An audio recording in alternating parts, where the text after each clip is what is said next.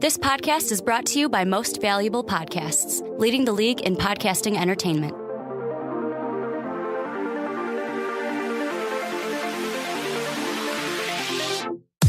Welcome in, my friends, to another episode of Behind the Pen. My name is Mike Rankin, and I will be your host for tonight's show, and I am by myself. Just me tonight. I'm going to be talking to you about a plethora of different topics, mainly because I don't want Ricky Widmer here next to me. Just kidding, Ricky. You're welcome on Behind the Pen anytime, anywhere, whenever you want. You're the man, even though I hate you. But tonight, there's something off about tonight's show, and that definitely relates to Jose Fernandez's passing, a young sports icon who's really didn't even enter his prime and yet dominated the league, his game. And for Major League Baseball to lose somebody as such a prominent figure such as Jose Fernandez, it just kind of hits me really hard. Probably harder than it should have, but I'm going to talk about that tonight. Other somber news and topics on hand include the Chicago Bears because they make me sad. Behind the Pen always has your Bears topics, but before I get into everything else, as well as some Cubs talk, I'm going to talk Cubs. So I'm going to get into a lot of that, but I'd like to start by plugging the necessities as always. Remember, subscribe to our YouTube channel, Most Valuable Podcast. We're getting there, guys. You guys are the best. Thank you for commenting, sharing, listening, clicking. You're the blood in our veins. This is why we do it, for you. Also, be sure to subscribe to, is it subscribe or follow? I don't even know. Follow us on Instagram and Twitter, Most Valuable Pod. We have that now. Also, be sure to become a Patreon, patreon.com/Most Valuable Podcast. It's super important to us. If you give us a small donation, we will provide more content for you. If you love us as much as we love you, we're here for you. So whoever is Patreon and future Patreons, thank you very much. All right, let's get this show started, and we're going to open with Jose Fernandez. And I just want to say, obviously I didn't know him in any sort of fashion. I just watched him on TV. I know somewhat of his story, and that's pretty much it. But I felt like I knew Jose Fernandez. His attitude and the way he carried himself, and he always had a smile on his face. You think about Jose Fernandez and you don't see him not smile. You can't picture him without a smile.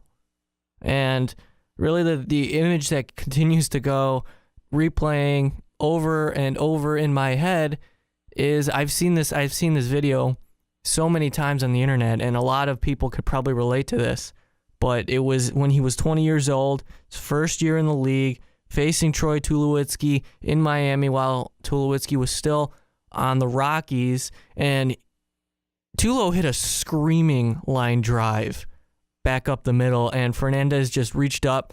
His instincts and quick reflexes were able to catch a ball that probably 99 out of 100 people could not have caught, and he just did. And Tulo was so surprised. Yeah, he stood at home plate after he hit it, and he was just like, "Are you serious? Like, did you really catch that?"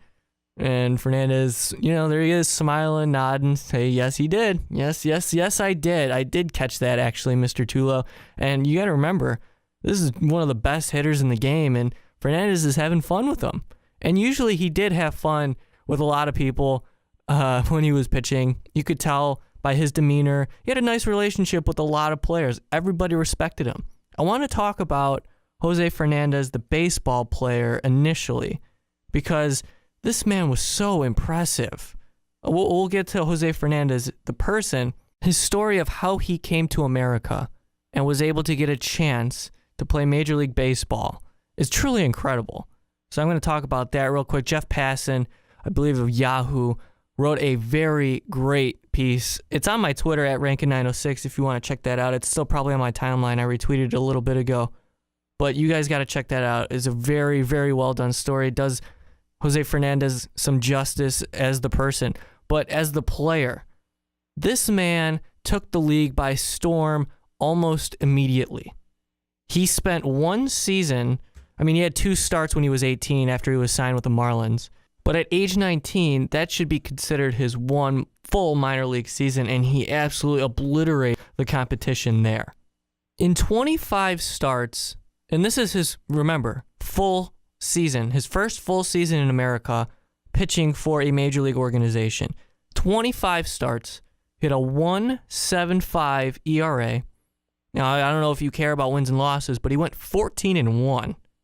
In 134 innings, he gave up 89 hits, 28 runs, 26 were earned, only 2 homers, struck out 158 while walking only 35. His strikeout per 9 was almost 11. That is unheard of. And this is just scraping the surface of the talent. And the Marlins knew right away. The Marlins were like, okay, we can't keep this kid down for another season. Are you serious? His stuff was so dominant that it would just do him injustice, we'll call it, to keep him in the minor leagues for one more season.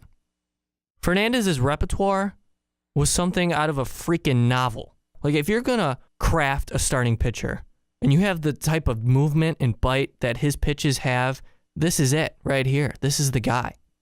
He had a 4-seam fastball that averaged around 96 miles an hour, a dominating hard curveball that sat around 85, and his changeup, you talk about a 96 mile an hour fastball, his changeup with exclusive downward action sitting at 89 miles an hour, you're not going to be able to hit that. You're not going to be able to hit that. He didn't have a cutter, but he had something just as good, and that was his sinker, a 93 mile an hour sinker. You're talking about a heavy fastball with downward movement at 93. What? How can anybody hit that with the combination of a changeup that is about 7 miles an hour different than your fastball? And that's huge. This is a hard-throwing pitcher, and he combines it with a slow curve that sits at 75 miles an hour. So he has all of that in his repertoire to keep hitters off balance. And it's one of those things where you can dominate. And we saw it. He did. He was an all-star in his first season at 20 years old. That was when he faced Tulo, caught that screaming line drive, and kind of laughed about it. I mean, he was just such a happy guy, and you could see it. Now, I'm not a Miami Marlins fan. I actually despise the Marlins, and that's mainly because of 2003, what happened in the NLCS, the Chicago Cubs. We're not talking about that. We'll probably never talk about that again. But if I knew that Jose Fernandez would be out of the league at 23 years old after spending just 4 years and just scratching the surface, I'd probably watch more Miami Marlins baseball. I'd probably watch every single one of his starts because they were special. They were absolutely special. In his first season, 28 starts, 172 and 2/3 innings. He had a 2.19 ERA. He was third in Cy Young Award voting at 20 years old, and he won Rookie of the Year. He led the league in hits per 9, giving up less than 6 at 5.8. His strikeout to walk ratio pretty much carried over from the minor leagues to the major leagues in one season. He struck out 187 and 172 and 2/3 innings and only walked 58. Gave up only 10 home runs. That's 1 home run every 18 innings. So the former 14th overall pick in the 2011 baseball draft by the Marlins earned the right to be their opening day starter in 2014 after winning Rookie of the Year and proved to be one of the dominating pitchers in baseball at 20 years old. He was the youngest opening day starter since Dwight Gooden in 1986, and he recorded 9 strikeouts, walked none, and joined Bob Gibson, Steve Carlton, Fergie Jenkins, Walter Johnson, and Cy Young as the only pitcher to do that on opening day. So it's like, wow, this guy is pretty special. I mean, those names we just mentioned, it's pretty special to be in that company, even if it's just one single accomplishment. That's impressive. But unfortunately, an MRI was revealed to show structural damage in his elbow. Ended his season early, needed Tommy John surgery, and didn't come back until 2015, around June. So following the 2015 season, the Marlins were obviously going to be cautious with the innings limit and pitch count and everything that goes into being a starting pitcher in 2016. And in 2016, the Marlins actually found themselves as a very competitive club in terms of the National League playoff race. So that they wanted to implement a 180 innings limit for Fernandez just to make sure that his elbow was okay and his arm wouldn't fall off. But the Marlins were a good team. And the Marlins needed Jose Fernandez to pitch, and that he did. Jose Fernandez, in his final season, threw 182 and a third innings in 29 starts, racked up a 2.86 ERA, struck out an astounding, guys, listen to this number. Jose Fernandez, a year removed from Tommy John surgery, struck out 253 hitters. 253 in 182 and a third innings and walked only 55. Are you kidding me? That's not fair. Strikeout per nine was at 12 and a half. That is 253 strikeouts. Dominance. Absolute dominance. Now, I could read you numbers and tell you that Jose Fernandez was a really good baseball player all day, but really it's his story that intrigues me the most, and this is why it probably hurts so much. Looking at Jose Fernandez, the person, he was a joy. He was a joy, and I mentioned that already, but it's true. At 15 years old, he came from Cuba to the United States after 3 failed attempts, I believe it was, in trying to come over, and he actually spent time in jail trying to leave and create a better life for his family. On his trip to America, in the middle of the night, he hears splashing. So naturally, he jumps in to try and save whoever's dying, because death is figuratively staring them right into the face.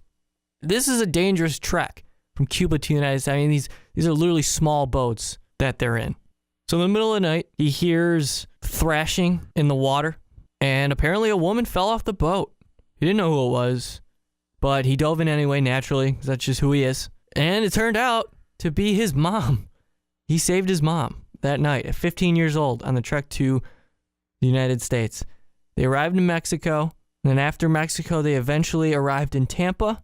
3 years later, after he arrived in the United States, the Florida Marlins picked him 14th and gave him $2 million, and the rest is history. Baseball needs more players like Jose Fernandez, and it's heartbreaking that he was taken away from the game at such a young age. Not only is it heartbreaking that he was taken away from the game, he was taken away from all of us. He was taken away from his family. He was going to have a baby. His wife is pregnant. Think about that. Think about his family, how they feel. Rest in peace, my friend. You will definitely be missed.